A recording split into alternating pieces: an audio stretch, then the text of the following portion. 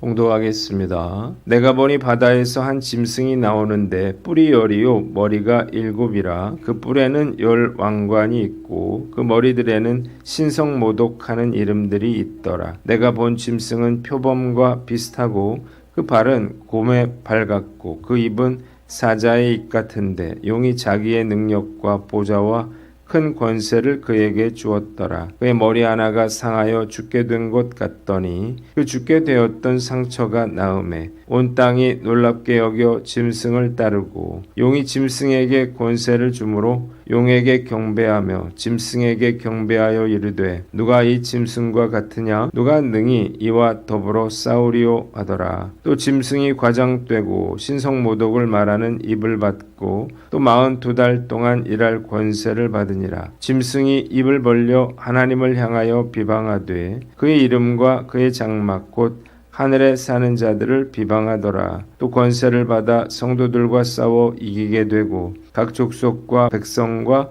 방언과 나라를 다스리는 권세를 받으니 죽임을 당한 어린 양의 생명책에 창세 이후로 이름이 기록되지 못하고 이 땅에 사는 자들은 다 짐승에게 경배하리라. 누구든지 귀가 있거든 들을지어다. 사로잡힐 자는 사로잡혀 갈 것이요 칼에 죽을 자는 마땅히 칼에 죽을 것이니 성도들의 인내와 믿음이 여기 있느니라. 아멘. 오늘은 요한계시록 13장 말씀을 가지고 바다에서 나온 첫째 짐승이라고 하는 제목으로 묵상 나눔하도록 하겠습니다. 먼저 배경 설명인데요. 요한계시록 12장부터 14장 20절까지는 7 나팔 재앙과 7 대접 재앙 사이에 세 개의 중간 삽경으로 그려졌습니다. 첫째로 12장에는 사탄으로부터 보호받는 전 3년 때의 교회, 둘째로 13장에는 사탄의 세력으로부터 극심한 핍박을 받는 후 3년 동안의 교회의 모습이 나옵니다. 세 번째 삽경인 하나님의 교회의 승리와 악인이 받을 심판은 14장에 나옵니다. 12장에서 하늘에서 땅으로 내쫓긴 용이 분노하여 여자 곧 교회를 공격을 했었는데 하나님께서 3년 반 동안 보호해 주심으로 실패했죠. 그런데 이후 3년만 동안에는 본격적으로 교회에 대한 사탄의 공격이 시작이 됩니다. 오늘 본문 1절로 10절에는 바다에서 나온 짐승에 대해서 나와 있습니다. 바다에서 한 짐승이 올라왔어요. 이 짐승은 10개의 뿔과 7개의 머리를 가지고 있었고 그 뿔마다 왕관을 쓰고 있고 머리에는 하나님을 모독하는 이름들이 적혀 있었다고 했습니다. 이 짐승은 표범과 비슷하고 발은 곰의 발을 닮았으며 입은 사자의 입과 같았습니다. 용은 바다에서 올라온 이 짐승에게 자신의 능력과 보좌와 큰 권세를 주었습니다. 3절 짐승은 7머리 중 하나가 치명적인 상처를 입었지만 기적적으로 상처가 낫게 되니 온 세상 사람들이 그를 따릅니다. 용이 바다에서 올라온 짐승에게 권세를 주자 사람들은 용과 짐승에게 경배하며 누가 이 짐승과 같으냐 누가 능히 그와 더불어 싸우겠느냐라고 말합니다. 5절 이 짐승은 42개월간 일할 권세를 받아 과장된 입으로 하나님과 하나님의 백성들을 마음껏 모독했습니다. 그러나 이 짐승은 말로만 비방하고 대적한 것은 아니었어요. 그는 성도들과 싸워서 이길 수 있는 힘과 온 세상을 다스리는 권세까지 받았습니다. 그리하여 생명책에 기록되지 않은 자들은 모두 예외 없이 짐승을 섬기며 경배하게 됩니다. 이런 시대에 성도들은 사로잡혀 가기도 하고 칼로 죽임을 당하기도 했는데 그 어느 때보다 인내와 믿음이 요구되었습니다. 본문이 우리에게 주는 교훈이 있는데요. 첫째로 적 그리스도를 분별하라는 것입니다. 이 짐승은요 바로 적 그리스도를 상징하는 것입니다. 적 그리스도의 특징이 있는데요. 첫째로 자칭 그리스도라고 칭한다는 것입니다. 오늘 본문에 어떻게 했습니까? 죽었다가 살아났죠. 그는 그리스도의 부활을 흉내내어 거의 죽었다가 다시 살아남으로써 자칭 그리스도라고 칭합니다. 둘째로 기사와 이적을 행한다는 것입니다. 그는 사탄으로 받은 권세를 이용해서 이사와 기적을 행함으로 사람들을 미혹했습니다. 그래서 사람들은 누가 그와 싸워 이기겠느냐라고 말하면서 그에게 굴복했습니다. 그는 후 3년 동안 세상을 완전히 장악하게 됩니다.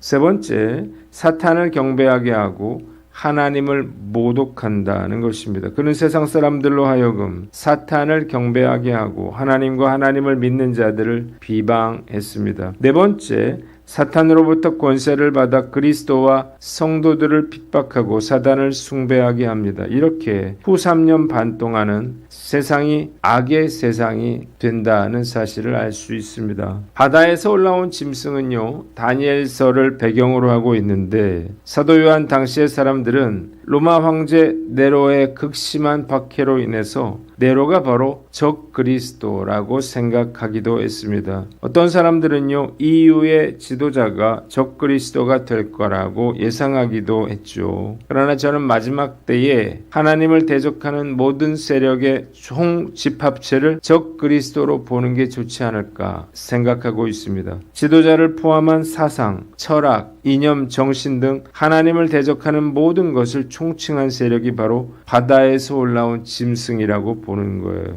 사실 지금도요, 하나님을 모독하는 일과 그리스도인들을 대적하는 일들이 얼마나 조직적으로 이루어지고 있는지 모릅니다. 그래서 우리는 예민하게 영적으로 분별할 줄을 알아야 합니다. 자칭 예수라고 하는 자들은 또 얼마나 많은지요. 이런 자들에게 미혹되는 것이 너무나 어리석어 보이지만요, 이런 사람들은 급속도로 늘어나고 있다는 사실을 알아야 됩니다. 차별금지법이 문제가 되는 것은요, 단지 동성애 때문만은 아니에요. 갈수록 커져가는 인권 보장으로 인해서 앞으로는 노방전도도 법적으로 금지될 수 있을 것입니다. 이미 미국에서는 예수님이 탄생하신 성탄절을요, 크리스마스라고 말하지 못하게 된 지 오래됐습니다. 메리 크리스마스가 아니라 해피 홀리데이라고 말을 해야 됩니다. 미국의 대표적인 무신론 단체인 어메리칸 에티스트는 반기독교적인 옥외 광고와 행사에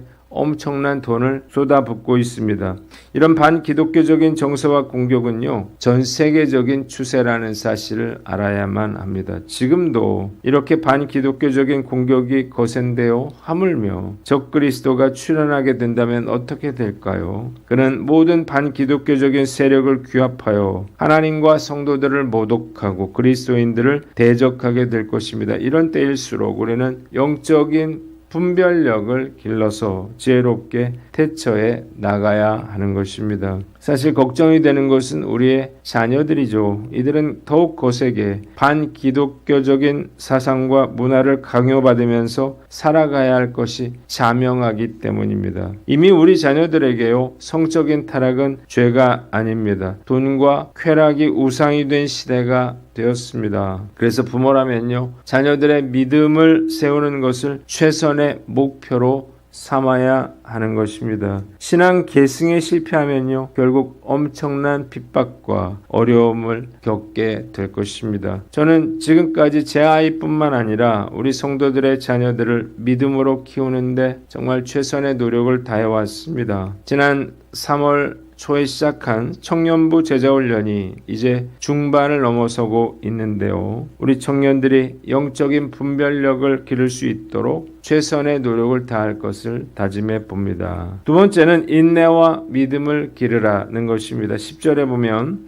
사로잡힐 자는 사로잡혀 갈 것이요 칼에 죽을 자는 마땅히 칼에 죽을 것이니 성도들의 인내와 믿음이 여기 있다고 말하고 있습니다. 이 말씀은요, 하나님께서 사로잡힐 자를 안 잡혀가게 해준다는 말씀이 아니고요, 칼에 죽을 자를 칼에서 구하여 준다는 말도 아니에요. 오히려 칼에 죽을 자는 마땅히 칼에 죽게 될 거라는 것입니다. 이 말씀은 하나님은 이들을 구하여 주시는 분이 아니라 이들의 인내와 믿음을 보고 계신다는 것을 의미하는 것입니다. 우리가 알아야 할 것이 있는데 예수를 믿는다고 해서요, 모든 것이 다 잘 되리라고 형통할 것이라고 생각하지 말아야 한다는 거예요. 이렇게 생각하다가 환난과 시련을 만나면 당황하게 되고 결국 믿음을 놓쳐버리게 되겠죠. 사도 요한 당시 크리스천들은 갖은 핍박과 고통을 당해야만 했습니다. 예수를 믿기 위해서는 직장에서 쫓겨나고 목숨을 걸어야만 했습니다. 그래서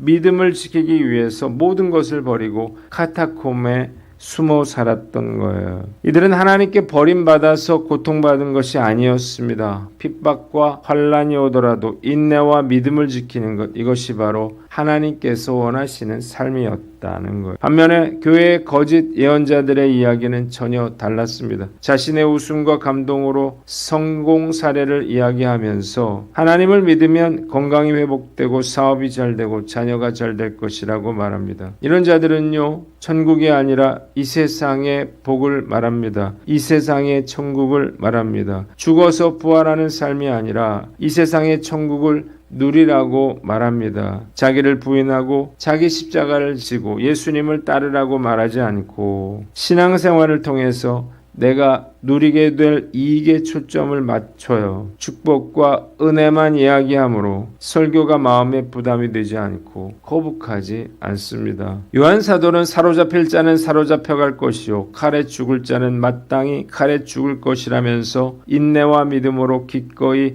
순교에 동참하라고 요청하지만 거짓 예언자들은 성도들에게 이런 이야기는 하지 않습니다. 인생을 산다는 것은 결코 쉬운 일이 아니에요. 특히 믿음을 가지고 산다고 하는 것 더욱 그렇습니다.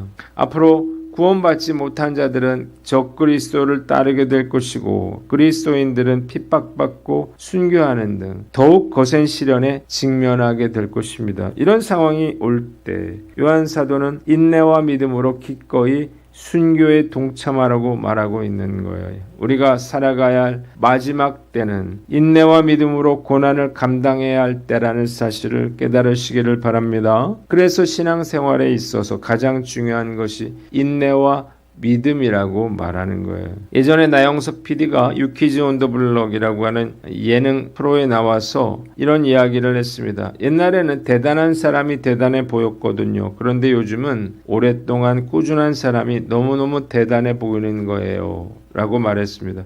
이 말은 나영석 PD가 강호동 씨의 꾸준함을 생각하며 한 말이에요. 저는 이 말을 들으면서 참 맞는 말이라는 생각을 해봤습니다. 오랫동안 꾸준하게 뭔가를 계속하는 것은 결코 쉽지 않습니다. 난관에 부딪히기도 하고 회의감에 빠지기도 하고 지쳐서 포기하고 싶은 유혹에 빠지기도 합니다. 그런데 꾸준하게 무언가를 했다고 하는 것은요, 이 모든 것을 인내로 이겨놨다는 것을 의미하는 거예요. 그래서 강호동 씨가 대단하다고 말하는 것입니다. 이 꾸준함은요, 신뢰를 주고 마음을 움직입니다. 그리고 이런 인내의 시간들은 그를 단단하게 받쳐주게 되는 거예요. 어떤 일에 전문가가 되었다라고 하는 것은 그 일에 집중하여 반복했다는 결과예요. 수없이 반복할 때 비로소 전문가가 되는 것입니다. 반복되는 삶을 참아낼 수 있다면요, 일반적인 성공뿐만 아니라 영적인 삶에서도 역시 성공할 수 있습니다. 신앙생활은 결국 반복하는 것입니다. 때로 원치 않은 일을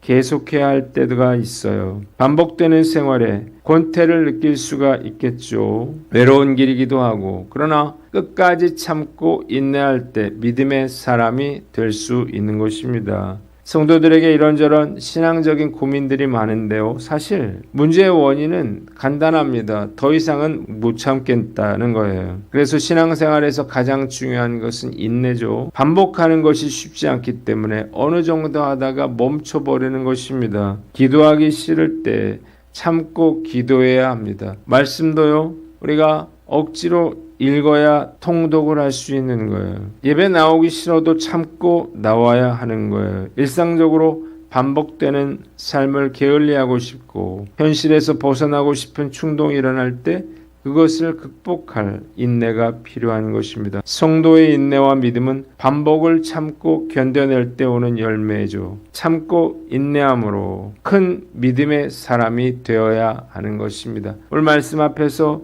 나는 어떤가 스스로를 돌아보고 인내와 믿음으로 어떤 어려움도 이겨나는 저와 여러분들 되시기를 주님의 이름으로 축원합니다. 기도하겠습니다. 하나님 아버지, 우리가 적 그리스도를 분별케 하시고 인내와 믿음으로 고난을 극복하게 하여 주시옵소서.